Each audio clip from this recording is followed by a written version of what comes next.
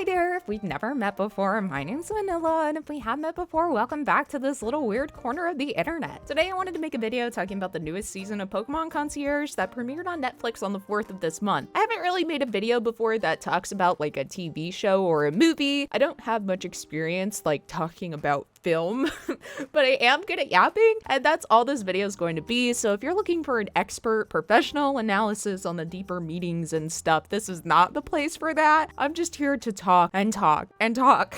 Now for my little YouTube thing, if you find that you enjoy silly vibes and listening to me yap, it would be amazing if you could drop a like and consider subscribing. I make all different kinds of Pokemon content and I love to talk, so maybe consider hanging out for a bit if that's your thing. There are going to be lots of spoilers and stuff in this video, so if you haven't seen the new episodes yet and don't want anything ruined, you might want to click off and come back later after you've watched it. Just trust me, it's totally worth watching if you haven't already. I went back and rewatched the first 4 episodes because it had been a while since I last watched part 1, and besides being really cute, the first episode reminded me of the life that our main girl Haru was living before she came to the island. I remembered that she was an office worker at one point, but I kind of forgot what led her to come to the island, and that's when I saw Mr. Bullcut himself, Kent. Kent is Haru's ex-boyfriend who needs to stay her ex. Dude was just straight up like, it's not working out, bye. Like, okay, bye Kent, don't let the door hit you on the way out, and you better not just show back up randomly at some point. The first episode of the new season, or episode 5 since Netflix doesn't split them up into seasons, starts off with Haru greeting 2 new guests to the island, Luxray and Shinx, and I could honestly watch Shinx skip along on an infinite loop forever. On the way back to the resort, Haru runs into Tyler before he heads off to go collect some berries off the island, but since Elisa and Miss Watanabe are both off the island as well, with Tyler leaving, that puts Haru in charge of the resort. It was really cute to watch Shinx play with Tyler's toes like a cat would, and I'll probably say this a couple more times, but the amount of detail and thought put into this show is really what makes it one of my favorite shows of all time. The fact that IMDb only has it at a 7.5 out of 10 is just flat out wrong. It's definitely an 11 out of 10. Something that always amazes me about watching Pokemon shows is the thought that goes into how the Pokemon act. They all have their own personalities and quirks. They must have some really creative and talented folks who are coming up with these ideas. How Pokemon act in the shows can totally change how I feel about them. Like, Shiinotic has always been a Pokemon that kind of freaks me out. I don't know, something about a moving mushroom and the Slenderman, like,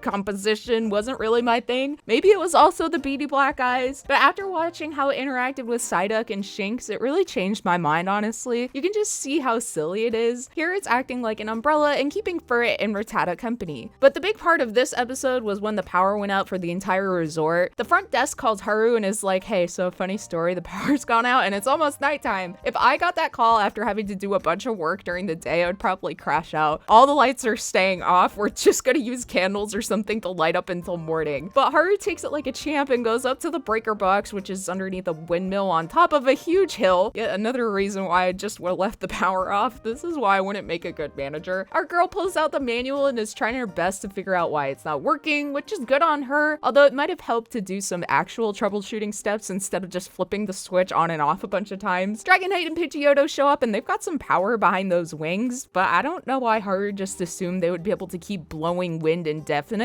Like, I suppose she was probably overwhelmed, but were they just supposed to sit there and flap their wings all night? So when that inevitably fails, Bioluminescent, Shinx, and Luxray make their way over, and so Haru thinks to herself, yes, this is great, they can charge up the system and turn the power back on, I guess. And shockingly, Shinx and Luxray blow out the entire power grid, and there is for sure not going to be any power anymore. Defeated, they walk back down to the resort, but to Haru's surprise, the Pokemon have come together and lit up the lawn, so it's not so dark anymore. I suppose if you're a Pokemon and have no idea what's going on, the lights going out and everything being pitch black is kind of scary, so I guess I kind of see why they needed to get the power back on now that I think about it. Haru passes out and then is woken up by the gang who have come back from their various adventures, and it's here that we learn Miss Watanabe is convinced she can change the weather just by walking outside. Oh, great weather follows me wherever I go. Okay, so are you just like a demigod? Because that would be an interesting plot twist. Pretty sure some Pokemon that also control the weather would like to have a word with you. The second episode is where we're introduced to Uncle Dan and Celio, and for a Pokemon that is as dense as Celio, it moves fast. At the beginning of the episode, Tyler's having trouble keeping up with it. Celio has no legs and it's on dry land. How is it moving so fast? Have you ever watched a real seal or sea lion try to move on land? They don't move that fast, I don't think. Tyler never actually catches up to Celio. Instead, Celio's stopped by Uncle Dan, who is its bestest friend. Now, if I'm understanding this correctly, I don't think Uncle Dan is an actual uncle. In the Japanese dub, he's just referred to as Oji-san, but I think it's more like a family friend who's so close, they're like an uncle. So when Tyler says that's my Uncle Dan, it's not like it's his blood relative. It's not like it really matters all too much. I just thought I'd point it out. Uncle Dan is probably my favorite character so far. There's just something about old, nice, gentle characters that I love so much. It was so sweet listening to Uncle Dan talk about how much he loves Celio and how they met while Dan was fishing. He said that he kept trying to release Celio, who was a Spiel at the time, back into the ocean, but the little circle just kept coming back to him. And so Dan decided to become Celio's trainer. I love the pictures of baby Spiel, and I thought it was so cute how they included a really blurry photo too. If you know anything about trying to take a picture of a baby animal, they just do not stand still. It's here that Dan laments that he had to move away from the ocean because his son and wife wanted him to live closer to them. And since Dan lives in an apartment, Celio is really only allowed outside of its Pokeball in the park sometimes. Celio has been causing quite a bit of a ruckus at the resort, and Dan feels bad because he thinks its behavior is caused by his lack of care. Later, he talks about how happy Celio is, and you can just see how sad it makes him that Celio doesn't have this life all the time. I'm gonna do my best not to cry here. I was crying during the show, but Dan leaves Celio behind, and it just crushes your heart to see how sad Celio is that his favorite person in the whole world has just left him behind. Everywhere they go to look for Dan, Celio is determined to follow, and unfortunately, Dan has left Celio behind on the island as he sails away on a ferry. Haru calls to Dan, and Celio sees him, so it follows the ship. Since the ferry had to turn around anyway for a safety check, Dan is confronted by Miss Watanabe. Here, he explains that he left Celio behind, but not because he didn't want to care for it anymore. He felt it would have a better life on the island without him. Tyler even confronts him about leaving Celio behind on the beach later. Everyone seems to grill Uncle Dan about his decision, and they come around to it eventually, but I don't really get why our first thought about someone leaving behind someone they care about so much is that they're trying to abandon them. Tyler's like, I always spoke so highly of you. Bro, I get that he's leaving his partner behind, and that's probably really shocking, but isn't it out of character enough that you would think to yourself, why is this happening? Instead of, why are you being such a terrible person right now? I don't know, maybe that's just me. So everyone has to figure out what's to be done, since it's clear that Celio is much happier on the island, and it wouldn't be getting the same quality of life back at Dan's apartment. But it's not because Dan is a bad trainer or anything, just because of the apartment, and then it's away from the water. Eventually, Miss Watanabe offers Dan a job, and he happily agrees, making him the island's resident grandpa. The third episode is a bit of a character development arc for Haru because she's put in charge of training Uncle Dan. And it's here that we see Haru is still having a bit of trouble with being a perfectionist and some low self-esteem. She's constantly apologizing for things going wrong to Uncle Dan since she believes everything she's doing has to be done by the book in order to set the best example. She's able to watch things that Uncle Dan is doing and appreciate the skills that he has, but she can't see those qualities in herself, which is really sad to see. Uncle Dan is really good at riding the scooter that Haru had trouble with in part 1 of the series. Celio is really smart and helps Dan guide the Magikarp upstream when he notices that the water's too cool, and Haru really admires his attention to detail. When Dan and Haru are working together in the garden, they're creating a pile of weeds, and since Haru is preoccupied with her work, she didn't notice Pansear and Pansage messing around with it. Pansear kindly decided to light up the pile. Haru does act quickly and uses Panpour to put out the fire, but instead of complimenting herself on putting out the fire quickly, she focuses on the fact that the fire was started in the first place. This is really reminiscent of old Haru, and you just want to be like, Haru, you're doing a good job, it's okay to make mistakes. And to add to that, just as she puts out the fire, Psyduck gets one of its insane psychokinetic migraines. But instead of all their hard work in the garden going to waste, Haru quickly moves Psyduck away from the garden and uses his psychic energy to help Elisa chop wood. But is Haru going to give herself credit for that? Of course not. Feeling really defeated, Haru tries to go get someone else to be in charge of training Uncle Dan because she genuinely doesn't think she's capable of doing it. And just as she's going to talk to Miss Watanabe about it, Uncle Dan is being the best grandpa ever. He's complimenting Haru and all the wonderful things she's done. It really builds up her confidence to hear all the compliments he was sharing with Miss Watanabe out of the blue, and she just starts taking great pride in her training role. Later, as Haru is planning on what to teach Uncle Dan next, he's just over here taking pictures of Celio. They both are fawning over the chunker, and I was right there with them. I demand more Celio. Anyway, the two are interrupted by Elisa, who starts yelling from the other side of the beach. Quickly, Dan and Haru rush to go see what's going on, and here we get to see two Metagross beefing with each other, and it's loud. They were apparently playing, but at one point one took it too far, and now they're mad. The Metagross are kind of problematic. They were in part 1 as well, where it and Graveler were making a bunch of noise and mini earthquakes while they were messing around, and here they're making earthquakes again. I know every Pokemon is welcome, but like these ones in particular seem to be causing a bit more trouble than they probably should. Anyway, at the same time, like 2 feet away, we see Mudkip and Wooper have maybe 1/4 of a brain cell that they're both sharing. Instead of moving away from the giant ginormous hunks of metal. They're just sitting there and laughing that they're being thrown up into the air. Haha, we're in danger. Actually, they probably don't even get that far. It's probably just wee on repeat. The Metagross are really angry, and since the metal buckets don't want to listen to Haru and Elise's pleas, it's okay. Uncle Dan comes in clutch. Celio tanks the Metagross, headbutting the other one. What a strong baby. Uncle Dan summons the force of 10,000 Uncle Dans to shout at the Metagross to stop. It works extremely well. It works so well that not only did it make Metagross stop, it also petrified the other Pokemon. Haru takes it upon herself to put together a team building exercise between Uncle Dan and the other Pokemon on the lawn by the pool. This is really clever since all the Pokemon love watching how Celio can juggle a ball. Uncle Dan helps teach them how to do it themselves, and Eevee is the bravest little floof and is the first to ask if it can give juggling a try. And it's fluffy. It also has the silly little haircut that Haru gave it at the beginning of part 2. I want to quickly talk about the Pokemon themselves and this whole stop motion process. I love that some of the Pokemon like Eevee and Furret look like they're needle felted, and other Pokemon like Booper and Metagross look like they're made of some kind of matte plastic material. And then you have Pokemon like Lampent, where their lamp is made of a material that looks really similar to glass. It all looks so cool. The stop motion design is something I've been a huge fan of for a while. When I was little, I liked Shaun the Sheep, but I also fell in love with the series Rilakkuma and Kaworu, which is actually on Netflix as well and was released in 2019. Not like there isn't in other forms of media, but I feel like a lot of effort and passion have to go into things like stop motion. You have to consider individual set pieces, and there's so much to consider. Like with the Diglett in the garden, for example, they have to consider how the dirt moves and rests when they surface. Just so much thought and detail. Oh, it's amazing.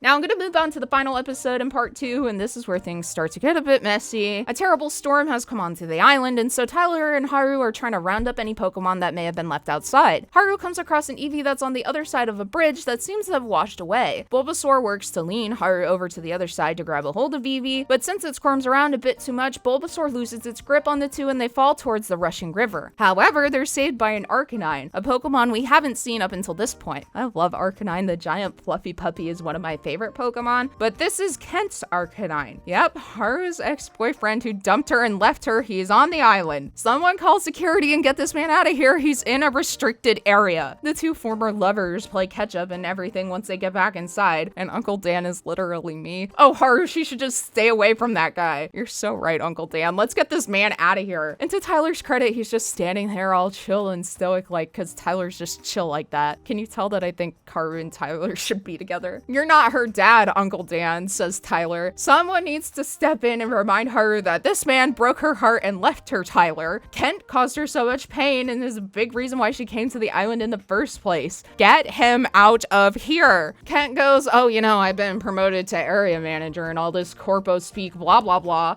Like, all my Kent shade aside, it's kind of sad to watch Haru have to go back and talk about her life before coming to the island. And Kent is all like, oh, you know, you never really relaxed. You were always in high heels giving high pressure presentations. You saw all of that and presumably said nothing to her.